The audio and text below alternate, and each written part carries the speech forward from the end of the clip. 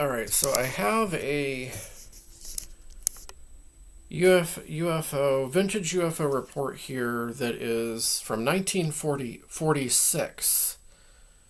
Um, Now I'll actually include a bonus report as well from Germany, but this one is let's see, this one's from uh, Maine. It's actually from Maine.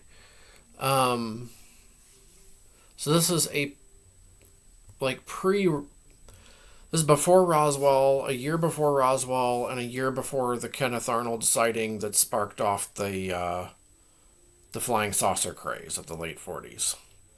So this is before all that. So pretty interesting here, as you'll find out. Um, so it's a weird one too. So South Portland, Maine. It was the first summer following World War II. Now remember, during World War II, World War II had its own share of famous UFO sightings. The Foo Fighters, the famous, Foo Fighters, which I did do 2 videos on so far. Definitely not done doing videos on those.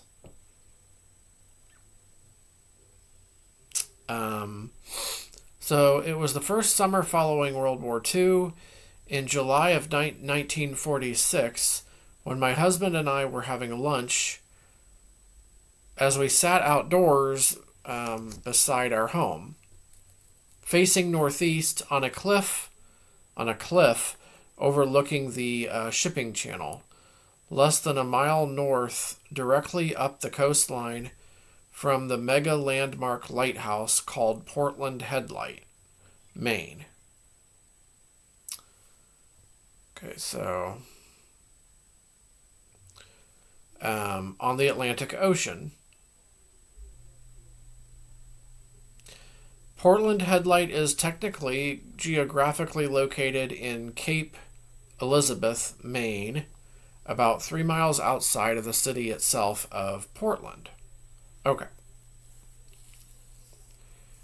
Portland, Maine, that is. I felt the pull of an energy upon me and felt as if I were being observed. So in response to that feeling and pull of energy, I looked up at the clear blue summer sky over the ocean water beyond. There I saw an unknown object in the sky. It was dark, long, and oval shaped. It was motionless when I spotted it, which the instant I focused back at it, the object accelerated so fast straight upward that I never was able to hold it in my vision to return its gaze. And then it seemed to disappear. I felt at the time, and still do, that this was a flying saucer, a UFO, and have never forgotten the incident, though I had no official to whom to report it to.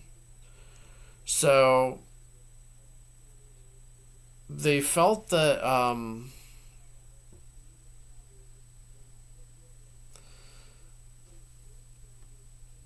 they think that it was observing them, like it was observing the two there.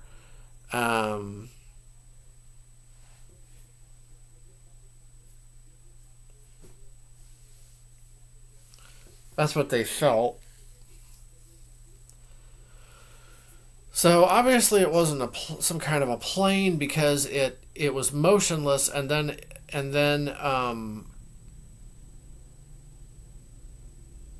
then it accelerated straight upward. Like, so it must have just kept on accelerating upward until it disappeared. So maybe it just shot straight out of the sky and into space, maybe? Or like super high up there. Holy crap. It was dark. It was long. It was oval shaped. Kind of like a flying saucer shaped craft, they think. I'm not saying disc shaped, but they did say flying saucer at the end there. So, an oval, I mean, but maybe not quite like circular. They think it looked like an oval shaped. So that is really interesting.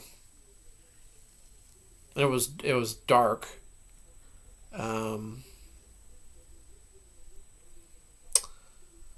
But it was, and it, so it was new. It was like early afternoon when they saw this. It says noon. So it wasn't nighttime.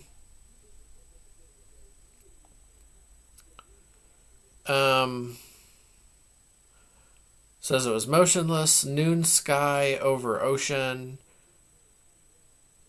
And when spotted, it accelerated straight upwards very fast. So this is 1946. Now you all know that there's nothing, we didn't have anything like this in 1946. I mean, that's pretty early on in our aviation history. There was nothing quite like it, quite like that at all. I don't even think we were close to anything like that at the time. Maybe not even now.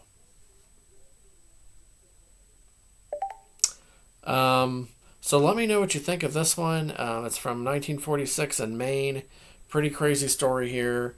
And like I said, this is like pre-Roswell, pre-flying saucer craze. That started in 1947 with the Kenneth Arnold sighting and the Roswell crash. Let